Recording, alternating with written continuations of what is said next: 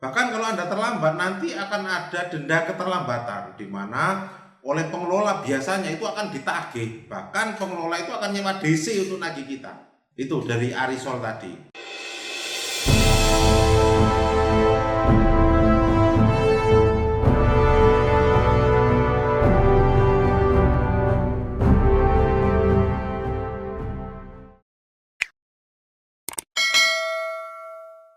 Masih dengan saya Ahmad Junaidi di channel kita tercinta Secret Finansial.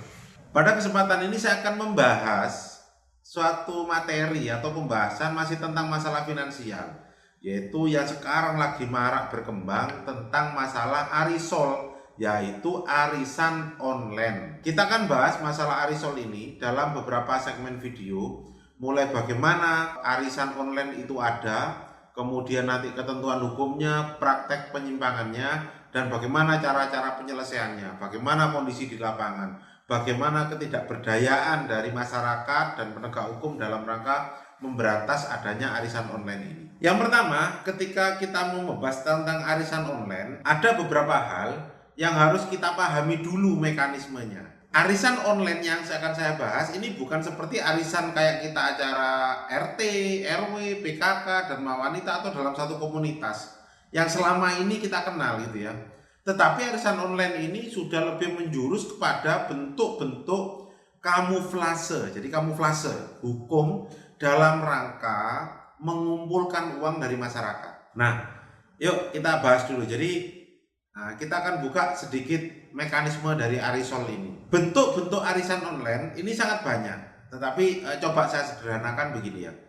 Contoh misalkan saya itu membuka satu arisan online, di mana ini slot ini banyak, ada 10 orang, jadi 1, 2, 3 biar mudahkan aja ya. Ada 10 orang, masing-masing ambilnya 1 jutaan. Berarti waktu itu terkumpul uang 10 juta. Uang 10 juta ini tentu dikelola oleh pengelola arisan gitu ya. Kemudian oleh pengelola arisan, uang ini akan dinyatakan siapa yang dapat, bahasa kerennya get atau dapat lah gitu ya, memudahkannya. Nah, ternyata misalkan dari semua orang ini ada 1, 2, 3, 4, 5 ini mulai dilelang ini. Ada yang dapat, oke, kalau dapat sekarang saya mau terima cuman 7 juta. Ada yang mau terima cuman 6 juta, bahkan ada yang terima 8 juta, 9 juta. Nah, oleh pengelola arisan ini dinyatakan yang dapat siapa? Ternyata dapatnya cuma 5 juta. Ya udah dikasih. Berarti pengelola arisan sudah dapat laba 5 juta. 1. Jadi sistemnya sudah bukan pure murni uang tersebut dibagi pada anggota. Kalau RT RW atau apapun kan ada orang 10, 20 yang dapat berarti berapa? 1 orang dikopio gitu ya, dapat berarti dia dapat 10 juta. Ini enggak. Karena ini sistemnya lelang, maka yang dapat tadi hanya yang menang lelang 5 juta. Tetapi misalkan yang dapat A, B, C, D itu yang nawar 5 juta, maka D ini tidak kembalikan 5 juta, maka dia tetap bayar 10 juta, 10 juta, 1 juta, 1 juta, 1 juta sampai putaran arisan ini selesai. Itu 1.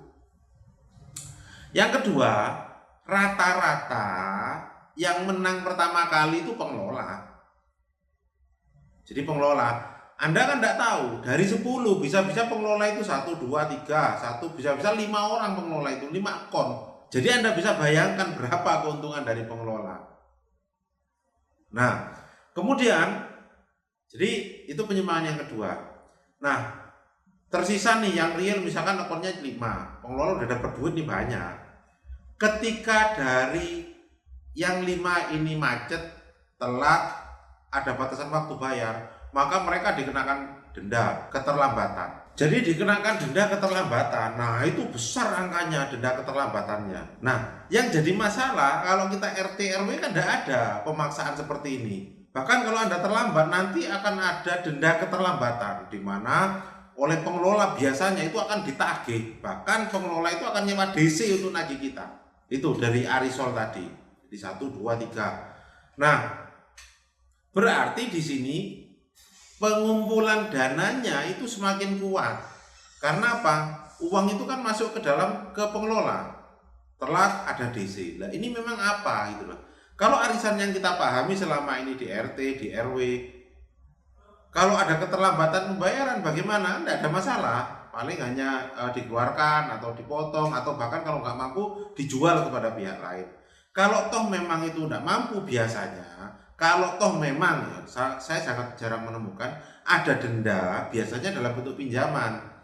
Nah itu dendanya juga dikelola dan dibagikan. Ini kan tidak semuanya masuk ke pengelola. Jadi pengelola di sini bisnis. Kalau ini perbedaannya. Jadi pengelola di sini bisnis. Sementara kalau arisan yang ada offline selama ini, yang ada di masyarakat, yang kita pahami secara konvensional itu kan tidak, tetapi dikelola di mana untuk dibagikan rata bagi kesejahteraan anggota. Itu salah satu bentuk arisol yang paling sederhana. Ya, jadi yang paling sederhana seperti apa. Tetapi ada juga yang sistemnya itu terbalik. Jadi terbaliknya bagaimana? Kalau ingin dapat lebih cepat, biasanya pengelola itu bikin. Jadi kalau tadi kan hanya dia bayar endingnya bayar 10 juta, tapi dia hanya terima 5 juta. Nah ini ada juga yang sistemnya itu terbalik. Jadi ada juga sistemnya di mana itu sistem routing 1, 2, 3, 4 by slot. Nah siapa yang dapat lebih banyak maka dia membayar lebih banyak. Karena apa? Dia dapat lebih awal. Itu ada yang seperti itu. Jadi sangat bermacam-macam sistem dari arisol ini pengembangannya. Tapi intinya hampir mirip seperti itu. Itu sistem dari arisan online. Nah, yang perlu kita pahami bersama adalah ketika Anda mengikuti arisan online ini, maka Anda sudah masuk dalam mulut buaya. Anda tidak akan pernah bisa lepas.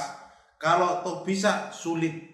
Karena tadi saya sampaikan dari mungkin 10 member, mungkin hanya ada 5 yang real. Sisanya bandar semua. Sisanya pengelola. Dan kelima 1, 2, 3, 4, 5 ini akan dikeroyok. Bagaimana agar duit Anda habis?